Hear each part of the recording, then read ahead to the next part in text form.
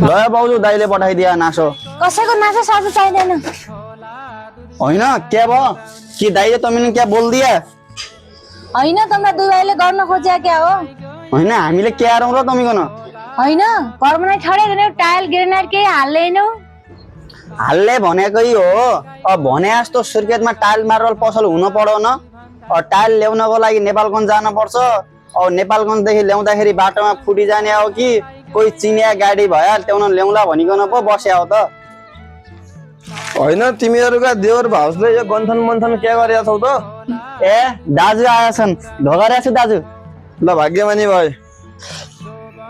क्या हुनु थियो दाजु अब घर त बनायौँ हामीले अब यसमा लाउने अब टोइलेटमा लाउने टाइल ग्रेनाइट चाहियो भन्ने छन् भाउजू।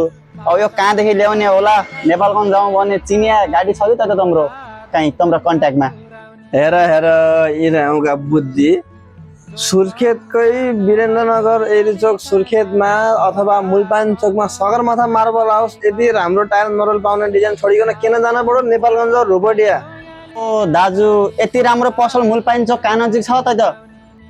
मुलपानी चोक ठुलो पिपलको रुख छ हिलेखाली चोक नजिक। हिलेखाली भन्दा यतापट्टि र मुलपानी चोक भन्दा यतापट्टि बिचमा छ।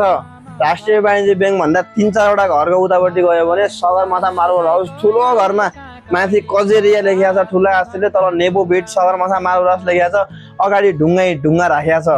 ओ यति राम्रो पसल सुर्खेतमै रहेछ म कहाँ नेपालगञ्ज जाने सोध्छु। हट भाउजू कपडा लगाइकन आओ गइजाउँ अहिले दसैँ तिहारको अफर पनि चलेख्या भन्नान्। हट आओ।